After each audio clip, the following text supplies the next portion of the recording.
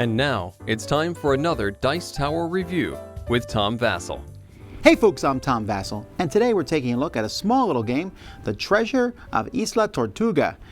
This is a little bit of a push your luck style game where you are a pirate and you are going to explore the waters of the Spanish Main and search for wonderful treasures, get the best equipment, get the most fearless pirates. Sounds like a lot of fun. Let's take a look.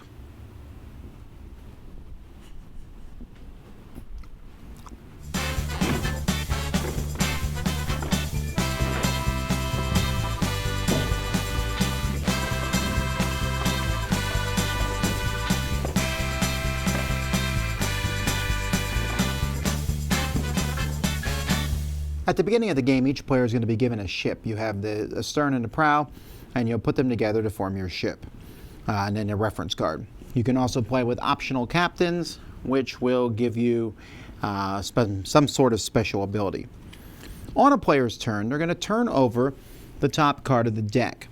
Now, when you turn over a card, it's going to give you some resources. So, for example, this gives me a coin and a sword.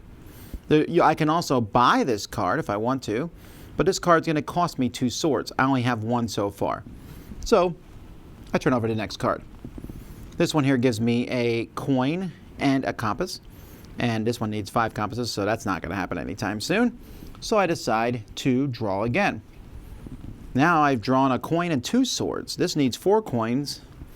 But I have swords now, so I could buy the first card. I could stop. But I'm okay so far. See, at the top of each card is basically an event for the ship. A storm, a famine, or a warship that's there.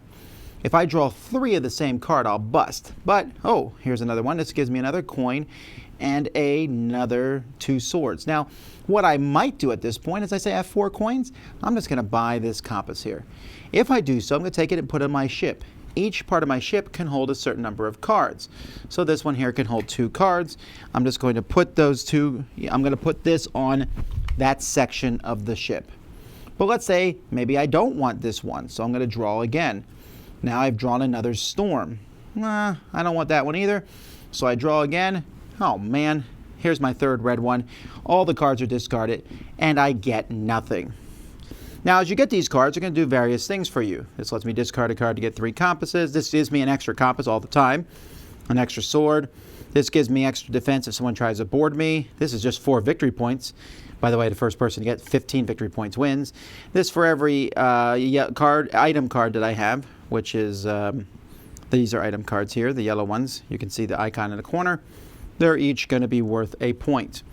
And so in this deck, there are all sorts of cards that are going to do all sorts of variety of things that you're going to have to pick. Sometimes you get an all-board card. This card can be used to attack someone else, but you're going to need more swords than they have shields on their ship. Also, as you go through the deck, you might possibly get more sections of your ship. You'll just put this here, and now my ship is bigger and I have more room for cards. And that's it. You're just going to keep going till someone gets to 15 points. If you run through the deck, you'll shuffle it and keep going. Oh, ye of small eyesight, have fun with this rule book because this font is like 4-point font or something. It's really small. It's unfortunate because the rules aren't actually badly written. It's just they're really hard to read. This is a small rule book with small type. The cards themselves are fine. They're very good quality cards with linen finish. I like the artwork for the most part. It's okay. I'm not as big. I think the pirate artwork is okay. I don't know. The art is subjective, obviously. I'm not a huge... These almost feels like, I don't know, art in a kid's book maybe. But the symbology is good. And the symbology is really easy to figure out and go through. It's very clear what each card does, and I like how you can put the cards right next to each other to see how much you have of any given thing. So, other than the rule book, I don't really have a complaint about, the components. On its surface, this is not really a bad game. I'm a huge fan of press your luck games, where you keep going until you get exactly what you need. You can turn over always 4 cards safely because, I guess if you turn over 3 symbols of the same. but 4 seems pretty reasonable. I guess if I turn over 2 yellows, the third one could be a yellow. But that's incredibly bad luck. Of course, that sort of thing can happen in game, but it happens infrequently and it balances out. So you can turn over a certain amount of cards, but you may not get enough symbols on those cards to buy what you want. So my one small problem with the game, or there's one small and I have one large.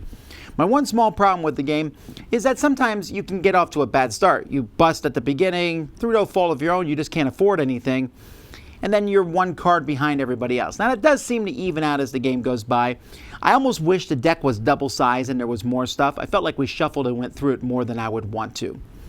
But it's okay. There's the 4 different symbols, there's the special abilities and the points, and the game kind of rushes to a conclusion of getting points and building things up. I also wouldn't have minded if there was the ship parts to build a bigger ship, if those had been off to the side, and you could just always spend something to buy one of those.